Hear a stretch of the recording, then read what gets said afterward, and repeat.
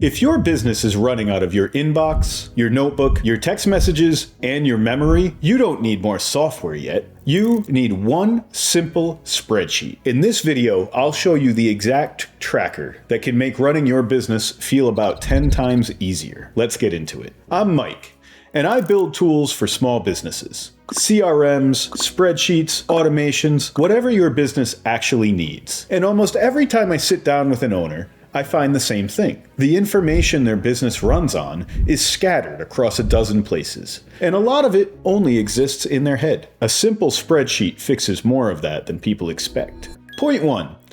The problem isn't more software. It's that your business lives in your head. So let's talk about what's actually slowing you down, because it's usually not what people think. It's not that you need fancier software. It's that the information your business runs on doesn't have a home. Your customer list is one piece of it, and I made a whole video on that, but it goes way past customers. Where's your EIN when the bank asks for it? That's your employer identification number. Is there a different EIN for your state? What's the account number on your equipment's loan? When does your cargo van's registration renew? What's the serial number on that machine that just died? And is it still under warranty? Who's your registered agent? That information matters, and most of it lives in a drawer or in an email from 2 years ago or just in your head. There's a test I keep coming back to, and it's one of the questions in my free assessment. If you were out for 2 weeks, a real 2 weeks, on a cruise with no signal, or flat on your back sick, could someone step in and keep things running? Not perfectly, just enough. Could they find the account number, call the right vendor, pull the warranty, pay the bill that's due? For most business owners, the honest answer is no. And that's not a knock on anyone. When you're the one doing the work, this information piles up in whatever spot was closest at the time. Nobody sits down and decides to keep their whole business in their head. It just ends up there. The fix is giving it all one place to live, a place you own and can actually find. Real quick, before we build this, if you're not totally sure where your own gaps are, I put together a free self-assessment on my website. 10 questions, takes a few minutes, but no email required. It walks through the exact stuff that we're talking about, like whether someone could cover you for 2 weeks, and whether your customer info is somewhere you could actually put your hands on it. Link is in the description. All right, let's build this thing. Point 2. Start with what you already have, the customer tracker. First tab in the spreadsheet. If you saw my video on organizing customer information, you already have this one, so we're not redoing it. That's your customer tracker. Names, phone, email, how they found you, what they need, their status, first and last contact, and a notes field. If you grab the free template from that video, it's already set up. Make a copy, and that copy becomes tab 1 of the workbook that we're building today. And if you already have a CRM, this is going to build on that. If you're using my CRM, great. If you're using your own, that's fine too. We're not going to recreate anything that has to do with customers in this video. We're building off what we already have. Point 3, the tab that saves you when you're scrambling. Tab 2 in this spreadsheet is one that almost nobody has, and it's the one that saves you. I call it your business vitals. It's the stuff that you find yourself scrambling for several times a year and can never find fast. That scrambling ends up taking you an hour every time. Imagine that. You're in the field working with the customer, and then your accountant calls and asks for an important piece of information. You're digging through emails, rifling through unfiled papers, wondering if it's in a text from a few months ago, and all of a sudden an hour's gone by. If that happens to you several times a year, all of a sudden you've got a $1,000 problem. Group it into a few simple blocks. First, the legal and identity details. Your legal business name, your EIN, your state filing ID, the date you formed the business, your registered agent, and the confirmation numbers from any filings you've done, like a FinCEN report or your annual report. I'm not your lawyer or your accountant, and I'm not telling you what to file. I'm saying whatever you've already filed, keep the receipts and the ID numbers right here. So when someone asks, you're not digging through a year of email or calling someone else for the answer. Second, your key accounts, the bank, the credit card processor, the loan, the utilities, the software that you pay for. For each one, write down what it's for, the account nickname or the last 4 digits, the renewal or the due date, and the phone number to call when something goes wrong. Your passwords do not belong here. We'll get to that in a second because it matters a lot. Third, your important stuff, specific to each company. This part isn't one size fits all, but you'll get the idea.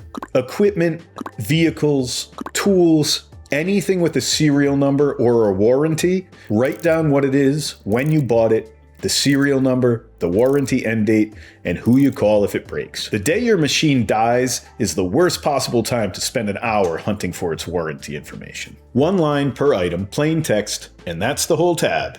It's boring, and boring is the point. Point 4, what goes in the sheet and what absolutely doesn't? I'd be doing you a disservice if I skipped this part. What does not go in this spreadsheet? Do not put passwords in here. Do not put full bank logins, credit card numbers, or anything that's a live key to your money. If your email gets hacked or your Google account ever ends up in the wrong hands, you don't want one file that hands over your entire business. So here's the split, and it's simple. The spreadsheet holds the map, what the account is, who to call, the last 4 digits, the renewal date. The actual keys, the passwords and the logins, go in a real password manager, something like Bitwarden or 1Password. They're built for exactly this. Most have a free version, and they're far safer than a spreadsheet or a sticky note on the side of your monitor. And this still passes the 2-week test. The person covering you opens the Vitals tab, sees the account and who to call, and for anything they need to log into, the sheet will guide them to the right spot without copying and pasting a plain text password. You didn't leave your whole business sitting in one file. That's the difference between being organized and being exposed. Point 5. Make it pass the 2-week test. Once it's built, there's one check that tells you whether it actually worked. The 2-week test again. Picture handing this workbook to your spouse, your part-time employee, or a friend who runs their own shop that's covering for you.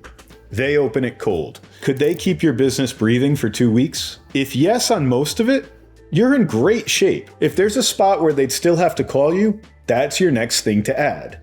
You don't have to finish this all in one shot. Fill in what you can, and every time you catch yourself hunting for something, that's the sign it belongs in here. So add it right then. One thing this spreadsheet can't do is explain how you do things.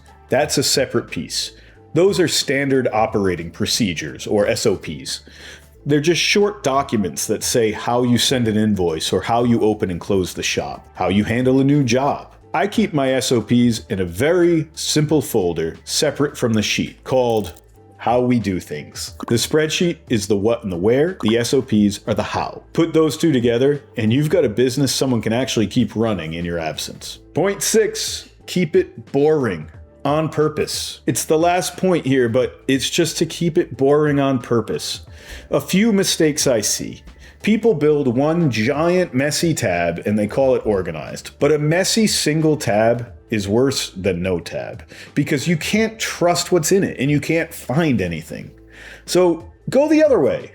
A few tabs, each with one job. Customers on one. Business vitals on another. Equipment on a third.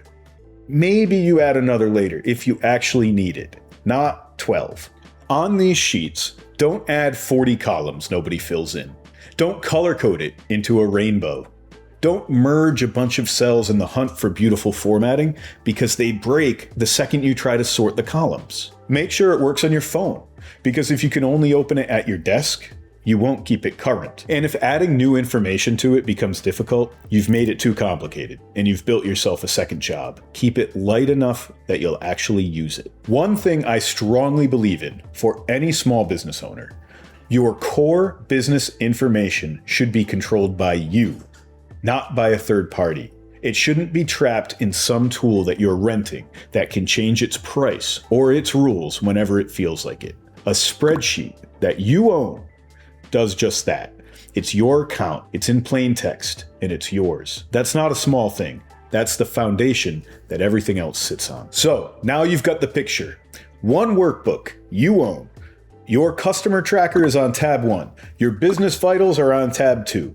Your equipment is on tab 3. Your actual passwords are in a password manager that the sheet points to, and the whole thing passes the 2-week test. Knowing what goes in is one thing. Setting it up around how your business actually runs, what's worth tracking and what's just noise, that's where people get stuck and quietly give up. If you want help getting this set up so you'll actually use it, the first link in the description is a free call with me. No pitch, no obligation. We'll look at what you've got, we'll figure out what's worth putting in place, and you'll leave with a clear next step. And once your information is organized like this, the next question is what to add on top of it. And that's the video to watch next. I tested 100 AI tools and I picked the 5 that are actually worth it for local businesses. Once everything lives in one place, those tools get a lot more useful. I'll see you over there.